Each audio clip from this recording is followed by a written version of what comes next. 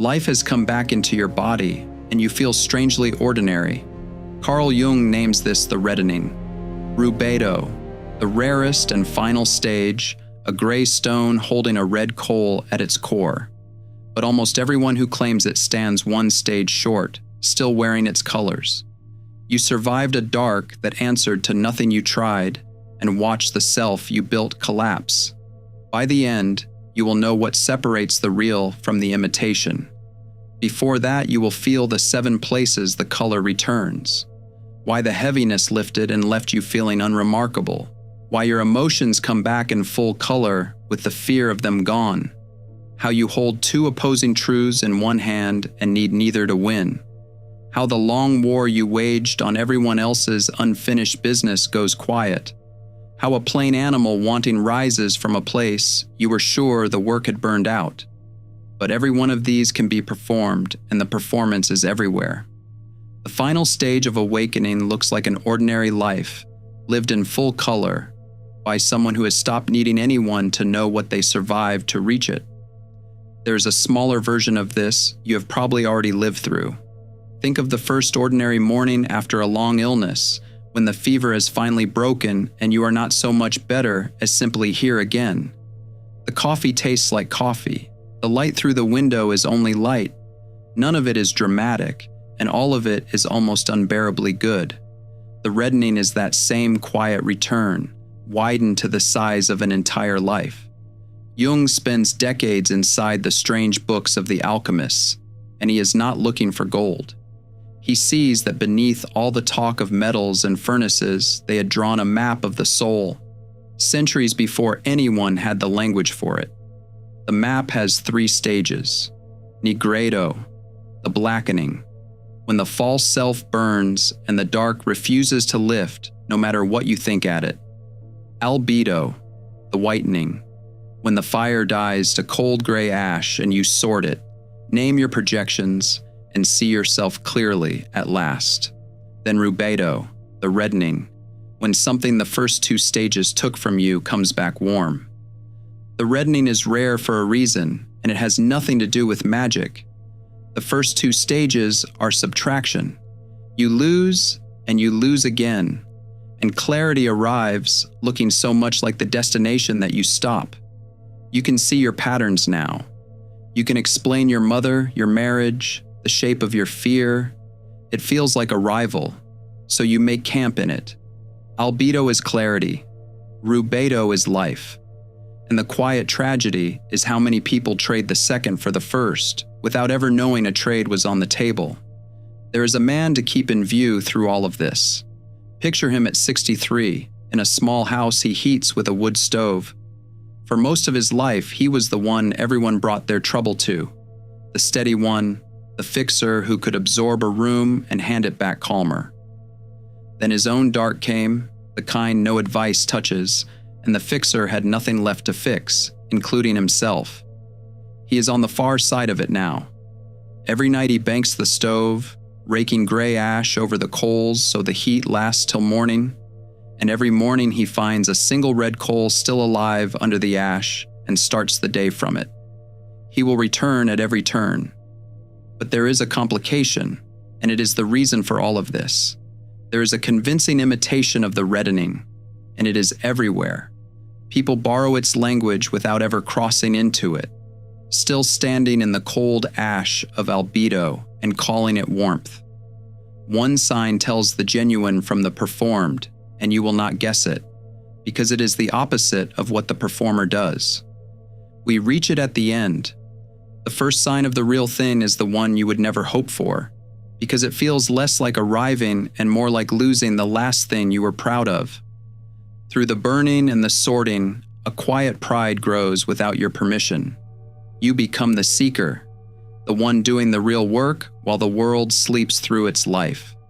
Jung has a name for the figure you turn into, the man of personality, the self that mistakes a glimpse of depth for a rank above other people. It feels like insight while it is only the ego climbing onto the wreckage to plant a flag. In the reddening, that flag comes down. You stand in line behind a barista who gets your order wrong. You pass a parent on a sidewalk losing patience with a child, and the old distance has nothing to stand on. What rises instead is a plain sense of kinship, the recognition that you are made of the same material, fumbling in the same way. Consciousness lowers you deeper into the human muddle instead of raising you above it, closer to everyone rather than further. This is where you can hear the tell for the first time, faint, in the distance. The people actually living in the reddening stop describing themselves as awakened, because they can feel the ego hiding inside the word. The label is a small flag, and they have put the flags away. The man by the stove felt this as a loss before he felt it as a gift. For most of his life, being the one others leaned on was an identity, the thing that quietly told him he mattered. When the leaning stopped and he stopped reaching for it, a strange grief was waiting in the silence, the seeker with nothing left to seek. He made his coffee anyway, watched the steam, let himself be an ordinary man in a kitchen, and found, to his surprise, that the floor held him just the same. You may know this grief. The identity that carried you through the dark was real, and laying it down is a small death of its own, even when it is exactly the right thing to do. But notice what happens as the specialness drains out of you. A feeling you had gone numb to for years, a feeling you may have quietly decided was gone for good, starts to come back into the body without asking your permission. The numbness had its own logic. After the chaos of the blackening, the cold calm of albedo can feel like safety. Life watched from behind a pane of glass where nothing can reach in to hurt you and almost nothing can reach you at all. The reddening cracks the glass. Joy arrives with a weight that makes your chest ache. Grief moves through you and then leaves, the way a tide goes out and takes the debris with it. Anger rises clean, burns its fuel, and is gone without a film of resentment left behind. Jung calls this the marriage of the two great functions, thinking and feeling, sun and moon, the part of you that watches and the part of you that feels finally sharing one body, so you can be inside an emotion completely and understand it in the same instant, with no lag and no translation between them. The old memories are all still in their places. What has changed is the charge. The wound that used to run you has cooled into something more like furniture, part of the architecture of the house, no longer the fire in the basement. The man by the stove cried at a song on the radio one ordinary Tuesday, a song he had heard 100 times, and he did not reach to explain it or apologize for it. He let it move and let it pass. An hour later, he laughed hard at something bleak and felt no contradiction in the two. The same chest held both. That is the part that unsettles the people around you. Whoever needs you tidy, sorted into one feeling at a time, will not know what to do with a person who can grieve and feel grateful in the same breath and refuse to pick one. They will ask you to choose. You will find that you no longer can and no longer want to. But that capacity to hold two things at once runs deeper than a passing mood. It is a structure, and Jung counts it among the rarest a human mind ever builds. It is the next sign, and it changes what you are able to stand in front of without flinching. You can love your parents and name, without heat, the precise damage they did. You can miss the life you had before all of this and know you would not go back to it for anything. You can hold a faith in something larger than yourself with no proof in your hand and no certainty coming.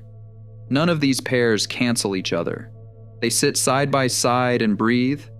Jung calls this the transcendent function, the psyche's ability to hold two opposing truths in tension long enough for a third thing to be born from the pressure between them, something neither side could reach alone. The engine that ran the earlier stages, the relentless need to resolve everything and land every question, finally idles. You can stand in the middle of I do not know and feel the ground go solid under you. The not knowing stops being a threat and becomes a room you can move around in. The man by the stove holds his grown daughter and his failures with her in the same hand now. He does not defend himself and he does not grovel. When she is angry, he can hear it without rushing to fix the feeling out of her. the very thing that always used to make her angrier. He can love her and let her be furious. He banks the fire and lets the day be both warm and unfinished.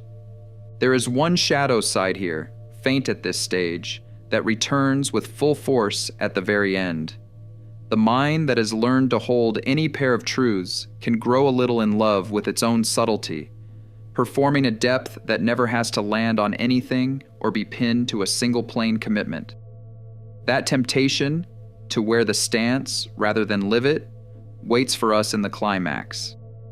But the bigger shift is happening at the same moment. When the war inside you stops, when the parts of you quit fighting each other for control of the house, the war you have been quietly waging outside you stops too. What that does to the people around you will surprise you. If you have spent your life as the one who sees what everyone needs before they ask, who reads the room and quietly works to mend it, this shift moves tectonic plates. The compulsion to fix simply lifts off you. You can sit across from someone walking straight into a wall you can see and they cannot, and feel something steady and warm in place of frantic. You care as much as you ever did. Your own descent taught you the one thing the helper never believes, that growth cannot be handed to another person, that it comes only from inside the one living it on their own clock, often through the exact wall you wanted to spare them. Jung frames the earlier stages as a civil war, ego against shadow, the parts of a person fighting for control of the house. While that war runs inside you, you wage a quieter version of it on everyone around you, forever trying to upgrade them, correct them, wake them, save them. End the war inside, and the outside one loses its supply line and goes quiet on its own. There is a deeper reason the fixing had such a grip on you, and Jung would name it without flinching.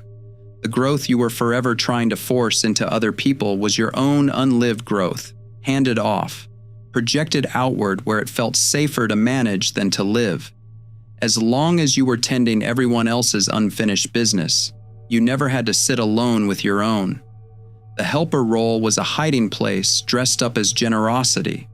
When the inner war ends, the hiding place loses its purpose, and you are returned, a little stunned, to the only life that was ever yours to live. This was the hardest crossing for the man by the stove, because fixing was never a habit for him. It was who he had been to everyone. He watched his oldest friend keep making the same ruinous choice and said nothing. And the silence carried no coldness, only a respect he had never had before for another person's right to walk their own road, even the wrong one. His circle got smaller after that. Some people only knew how to be near him when they were broken and he was mending them. And when he stopped, they drifted away. What stayed was chosen, fewer chairs at the table, every one of them real. That loss is genuine, and you should not pretend it is painless. The people who needed you to need them will feel the change as abandonment, and some of them will leave. You let them. You learned in the dark that you cannot live anyone's life for them, and that all the trying had been a way of avoiding your own. There is a private grief folded into this for the man by the stove. He had spent years rehearsing the conversations that would finally reach the people he loved, the exact words that would land, the turn that would save them. None of those conversations ever happened the way he ran them in his head. He grieves that now, lightly, and lets it be true. The strange turn, the one the helper never sees coming, is that this is the exact moment your presence begins to change people. It happens through presence alone, through the plain fact of a person who has stopped pushing sitting calmly in the same room, which raises an obvious question. If you have stopped trying to change anyone, what happens the next time someone tries to change you? There was a time when being misread could take you apart. Someone called you cold for holding a boundary, selfish for a single no, and it could destabilize you for days, even while you knew it was their projection and not your portrait. In the reddening, the same accusation arrives and finds nothing to grip. Someone hands you a version of yourself you do not recognize, and you feel a mild curiosity about what is driving them, and almost nothing else. The hook swings and meets a surface with nothing to catch on. Jung would point to the ego-self axis finding its footing. The ego has finally accepted that it is not the center of the psyche, only a part in service to something larger, so it stops needing the outside world to keep telling it who it is. You know what you are and what you walk through to get here, and another person's failure to see it leaves the fact entirely untouched. Their misreading becomes information about them. It stops being a verdict on you. It would be easy to mistake this for not caring, and the mistake matters, because there is a withdrawn, walled-off version that looks identical from across a room. The two come apart at exactly one point. Try to tell the walled-off person something true and difficult about themselves, and the words meet a sealed door. Try the same with someone in the reddening, and the words land, get weighed, and move something real if they are fair. What actually falls away is narrower than it looks. It is only the part that needed the room's approval before you could stand up straight. You keep every bit of your ability to be corrected. You lose the part that needed to be liked first. Someone called the man by the stove selfish for the first time in his life, the year he finally stopped rescuing everyone, and the words slid off with an ease that startled even him. He could see the fear under the accusation, the person who had counted on his guilt as a lever and found the lever gone. He felt for them. He did not move. The coal under the ash does not argue with the cold air. It keeps its heat. There is a real cost folded inside this gift, and a subtler trap set right beside it. The cost is plain enough. Your steadiness makes you easy company for secure people and quietly unsettling for insecure ones. Because an accusation thrown at someone who does not flinch has nowhere to go but back to the one who threw it. The trap is harder to see, and it is the one this whole video has been walking toward. Nothing on earth looks more like a rival than being visibly unbothered, which makes this the easiest of all the signs to imitate and the most tempting to put on display. The moment you catch yourself wanting someone to notice how little touches you now, the performance has already begun. Hold that, because the final sign and the test waiting at the end live exactly there. But before the test, one more thing comes back, and it is the one you were most sure you had lost for good. After years of turning inward, of letting go, of wanting less and less until wanting itself felt like the enemy, you wake one ordinary morning and find that you want something, really want it, in the body, the way you wanted things before any of this began. And this is where the reddening parts company with almost every spiritual map you were handed, the ones that name desire as the thing to starve. Jung reads the return of desire as a sign the work has taken, not a slide back from it, because the wanting that comes back is different in nature. The old desire was compensation. You chased the achievement because some floor inside felt missing and the wind might cover the gap. You wanted the person because their attention quieted a hunger you could not name alone. The desire of the reddening rises from overflow instead of lack. You make something because something in you needs to take a shape outside you. You want people because you plainly enjoy their company. Where once you needed them to settle a nervous system, you could not settle alone. This is the literal reddening the old drawings show. The red that follows the black and the white, the return of blood and color and heat to a body that had gone the gray of cooled ash, life pouring back in. For a while, the wanting itself can feel like a betrayal. After years spent learning to release, to sit still, to need nothing, the first clear surge of desire arrives wearing the face of a relapse, as though you had failed at the very letting go that saved you. So it helps to see the difference in kind. The old wanting was forever trying to fill a hole, reaching outward for the thing that would finally make you feel worth something. This wanting is the overflow of a vessel filled to its rim and beginning to spill. One drains you in the chasing. The other is what fullness does when it has nowhere to go but out. The man by the stove started building a small boat in his shed at 63, with no plan to sail it anywhere in particular. He simply woke one day wanting to make a thing with his hands, to watch a curve come true under a plane. There was no one to impress with it and nothing to prove. The wanting was the whole point, and the wanting was clean. The cost lands on people who got comfortable with the smaller, withdrawn version of you, the one who needed nothing and was easy to keep. The current that ran inward for years turns and pours outward. And to someone used to your quiet, it can look like a stranger moving into the house. Some are thrilled. Some mourn the convenient ghost you used to be. But all of this returning current gathers, in the end, into a single quality other people feel the instant you walk into a room. It is the last sign. It is also the one that gives the whole thing away. You have felt this in someone once or twice in your life. They walk in and the temperature of the room changes, and it has nothing to do with charm. Charisma is the persona turned all the way up, a performance engineered to pull you in, and it tends to leave you feeling a little smaller and a little further from your own life. The warmth of the reddening works the other direction. It draws you in through sheer presence and leaves you calmer, more real, more yourself than before you sat down. Jung understands this as the plain arithmetic of integration. While you are at war with parts of yourself, enormous energy goes into holding the line between them, guarding, suppressing, managing the standoff. End the war, and that energy comes off the line all at once, and it has to go somewhere. It surfaces as a kind of aliveness other people can feel without being able to name. The fire is no longer fighting itself, so its heat finally reaches the room. The man by the stove is equally at home alone in his shed and across a table from one of the few he kept. Solitude has stopped being a wall he hides behind and company a performance he braces for. He moves between the two freely now, with no strain in either direction. People leave his kitchen feeling oddly steadied and rarely knowing why. He has done nothing to them. He has only been warm the way a banked coal is warm, without a single visible flame.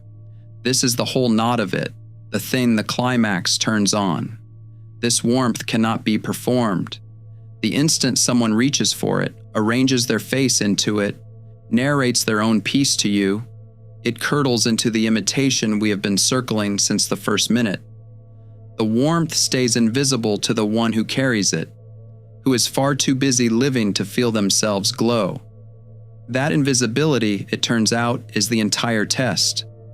Bind the seven together and they are one event. The reddening is life returning to a self burned to the ground and built again from whatever survived the fire.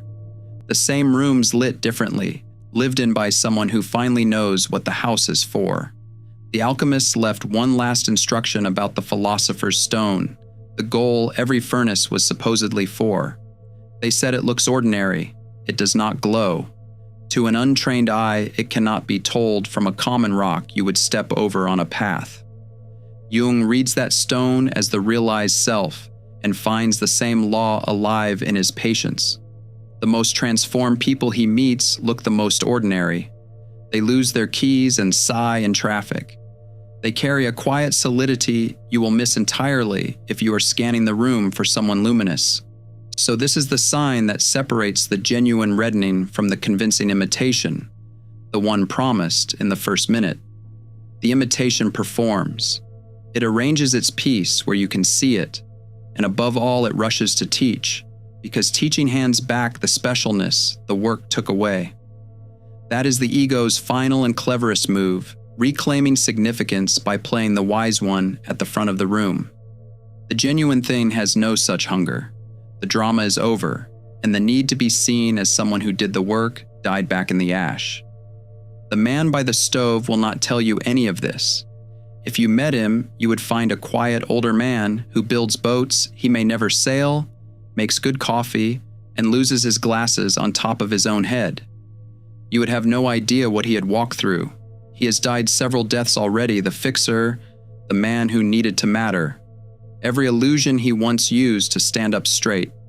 So the last death, the literal one, waiting for everyone, has lost most of its teeth.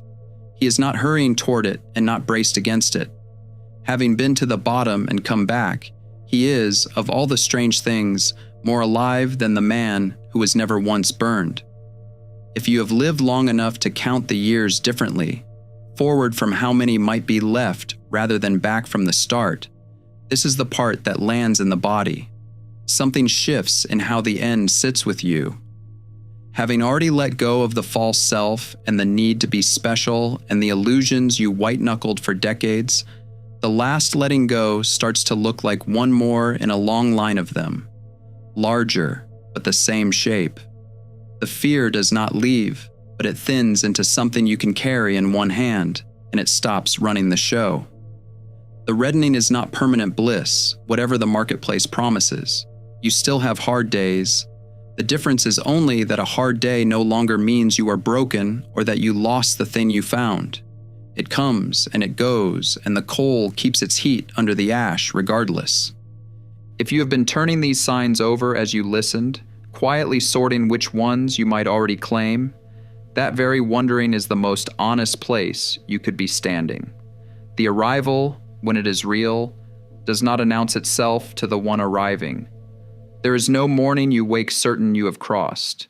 You will only, on some unremarkable afternoon, feel the warmth in a room and realize, almost in passing, that it has been coming from you for a while now. Which leaves the final turn, the one that closes the whole loop. The moment you begin collecting these 7 signs as proof that you have arrived, you have shown that you have not. The performer keeps score. The one who is actually here is too busy living to count. The stone never knows it is the stone. So if you recognized yourself somewhere in these 7 signs, let the recognition stay quiet. The work now is not to collect them, and not to prove to anyone, least of all to yourself, that you have arrived.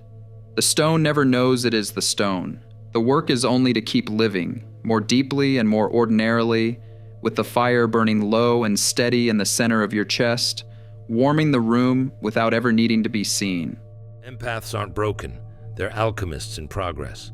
The Alchemist's Path gives you drills, Jung-based boundaries, and 3 exclusive chapter videos to turn overwhelm into clarity. By Surreal Mind, 236-page downloadable ebook in stock. Begin now at thesurrealmind.com.